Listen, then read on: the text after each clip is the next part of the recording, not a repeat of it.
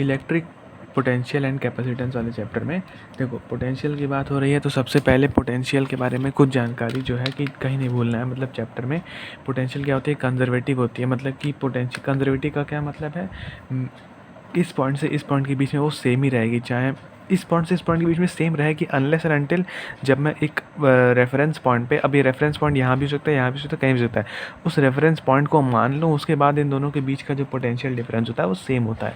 अब इससे क्या होता है ना कि आप यहाँ हो फिर यहाँ जाओ, फिर आप चाहे जैसे जाओ आपके पास जो एनर्जी होगी वो इतनी ही होगी।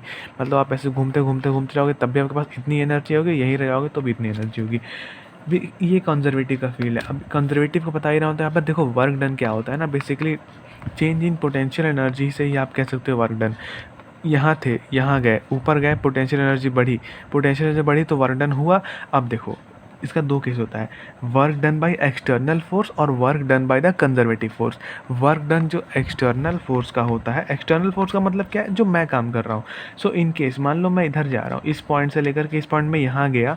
हाँ, अब देखो अपनी बात कर रहा हूँ, एक्सटर्नल की बात कर रहा हूँ। मैं यहाँ से लेकर के यहाँ गया तो मेरा फोर्स किधर लगाया मैंने जाने के लिए, इधर लगाया। वर्क डन क्या होता है, F into S cos theta, F S cos theta ऐसे होता है ना, एफ एस कॉस थीटा। ठीक है, चलो इसको तो बस ऐसे जान लो। मैं इधर जा रहा हूँ और मेरा डिस्प्लेसमेंट किधर हुआ है, एस हुआ है, कॉस थीटा 0। मतलब कि जो पॉजिटिव वर्क डन आएगा, वर्क डन बाय एक्सटर्नल, मतलब मैं जो करूँगा वर्क वो पॉजिटिव वर्क करूँगा क्योंकि मैं उसी डायरेक्शन में जा रहा हूँ। अगर इन केस, अब देखो इसको अलग एंगल से कैसे सोचते हैं कि वर्क डन जो हम कहते हैं कि कंजर्वेटिव फोर्स जो होता है, कंजर्वेटिव फोर्स क्या होता है, मान लो ये मेरा रेफरेंस पॉइंट है पोटेंशियल एनर्जी के लिए। अब ये जो है ना उस एरिया में जो भी मोशन हो रहा होगा उसको रिटार्ड करेगा, मतलब होने नहीं देगा। तुम ऊपर चढ़ना चाहोगे तो भाग तो जाते नहीं हो। मतलब अगर तुम lower potential to higher potential जाना चाहोगे, ज़मीन से लेकर के ऊपर कूदोगे तो धरती धरती तुम्हें खींचेगी। अब ये धरती में तो ये धरती हो गया, ठीक है, अर्थ है ये लोअर पोटेंशियल है, ये वाला हायर पोटेंशियल है, यहाँ प्लस प्लस हो गया। यहाँ से यहाँ जाने की जब जाओगे तो ग्रेविटी जो है नीचे का फोर्स लगाएगी। सेम ऐसे ही इसमें भी है, जब मैं फोर्स मुझे इधर लग रहा होगा, मतलब ये जो कंजर्वेटिव फोर्स है ना, पोटेंशियल फोर्स जो है वो मुझे पीछे खींचेगी, बट मैं डिस्प्लेसमेंट आगे कर रहा हूँ। यहाँ भी यही चीज़ है, यहाँ मैं ये एक्सटर्नल फोर्स लग रहा है और डिस्प्लेसमेंट उधर हो रहा है तो पॉजिटिव हो गया। यहीं पर जब ये लग रहा है साइमल्टेनियसली नेगेटिव साइड में फोर्स लग रहा है जो कि है कंजर्वेटिव फोर्स। कंजर्वेटिव फोर्स भी उतना ही वर्क करती है। अब मैं चाहे इस पेन को यहाँ से उठा के यहाँ ले आऊँ और अपने फोर्स की वजह से निकाल दूँ तो पॉजिटिव वर्क डन में, मतलब पॉजिटिव जब कर लूँगा तो वर्क डन हो जाएगा। और अगर मैं इसको यहाँ लाऊं और मैं देखूं कि इसने जो पोटेंशियल ने कितना एनर्जी लगा के रोका है, तो उसको जब नेगेटिव कर दूंगा, ऑब्वियसली जब पोटेंशियल एनर्जी लगा के रोकेगा तो कॉस 180 आएगा, तो वो नेगेटिव 1 ही हो जाएगा। तो उसका जब नेगेटिव ले लूँगा तो वर्क डन आ जाएगा, मतलब वही पॉजिटिव वाली वैल्यू। अब देखो पोटेंशियल एनर्जी ऑफ सिस्टम को कैलकुलेट करने का यहाँ शुरू में तो कुछ क्वेश्चन ये सब वही हैं, कैसे कैलकुलेट करना है। एंड ये एक लाइन है, बी केयरफुल विथ एक को लेते वक्त, इसका क्या मतलब हुआ। एंड ये क्वेश्चन सब ऐसे हैं। एंड एक चीज़ यहाँ पर ये वाले में है, देखो पहले ये एस स्क्वायर था ए साइड का, उसके बाद ये आई गेस 2a साइड का हुआ है। तो मैं अगर a का निकाल लेता हूँ तो मैं 2a के लिए बस डायरेक्ट नीचे 2 लगा सकता हूँ। ठीक है, इस क्वेश्चन में बस ये था। अब मैं यहाँ का कॉन्सेप्ट एक्सप्लेन करता हूँ। पहले क्या है, देखो कोई भी दो चार्ज अगर मैं ले रहा हूँ तो उसकी वजह से पोटेंशियल क्या होगा, तो पोटेंशियल चलो यू मान लेते हैं, चार्टों में मान लो यहाँ मेरा प्लस प्लस है। ठीक है, अब मुझे अगर पोटेंशियल चाहिए इस सिस्टम का तो पहले मैं किसी एक चार्ज पर जा कर के खड़ा हो जाऊँगा। तो जिस भी चार्जर पे मैं खड़ा हूँ उसका मुझे ज़ीरो फील होगा, ज़ीरो। अब मैं देखूँगा ये, अरे भैया मुझे तो ये दिख गया, तो क्या होगा, के क्यू, इसका क्यू इंटू क्यू, इसका क्यू अपॉन आर।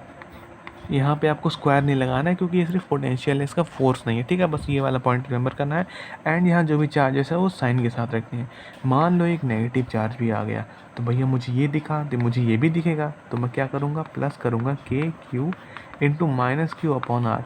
अब मुझे तो ये दिख गया, बट एक चीज़ और है कि अगर मैं इसके साथ ले लिया तो ये भी इसके साथ इंटरेक्शन देगा, है कि नहीं देगा, क्यों नहीं देगा भैया। यही इंपॉर्टेंट पॉइंट है कि अगर ये चार्ज इसके साथ इंटरेक्शन करके ये लिख रहा है, ये चार्ज इसके साथ इंटरेक्शन करके ये लिख रहा है, तो इन दोनों हर चार्ज का आपस में इंटरेक्शन होगा और सबका नेट सम करके यहाँ पर पोटेंशियल आएगा। तो इसका भी आएगा, एक और आएगा के Q into minus Q upon का आर, फिर भले वो प्लस नेगेटिव होकर कुछ भी हो जाए। पहला lecture electric potential and capacitance का बस यही था।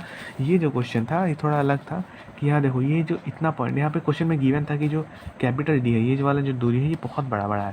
तो ये जो स्मॉल डी हो गया ये तो डाइपोल हो गया, plus Q minus Q monopole जब निकालेंगे तो प्लस माइनस जीरो हो जाएगा, तो मतलब पता चला डाइपोल है भैया। अच्छा ठीक है, डाइपोल है। तो अब सिंस ये डाइपोल है तो इस डाइपोल की वजह से इसका अपना ही एक क्या बोलते हैं पोटेंशियल होता है। डाइपोल का पोटेंशियल क्या होता है, K Q upon R square. Negative क्यों आया है, negative because of this sign आया है, ठीक है, के क्यू अपॉन डी। अब ये देखो डाइपोल का ऐसे नहीं लिए हैं कि हाँ कोई इसका फॉर्मूला होता है। बेसिकली मैं इस चार्ज पे खड़ा हो गया हूँ तो के क्यू क्यू करके क्यू स्क्वायर हो गया और माइनस वाला बाहर आ गया। अब देखो सिंस ये वाला डिस्टेंस बहुत छोटा गिवन है क्वेश्चन में, ये डी बड़ा है, तो हम क्या करेंगे ना, डाइपोल यहाँ पर है। अब इसके बाद ये जो क्यू चार्ज है ना वो इलेक्ट्रिक फील्ड बनाएगा। किस डायरेक्शन में बनाएगा, इधर भी बनाएगा इधर भी बनाएगा, तो हम इधर वाले लेंगे। क्यों, क्योंकि जो डाइपोल का मूवमेंट होता है वो नेगेटिव से पॉजिटिव साइड होता है।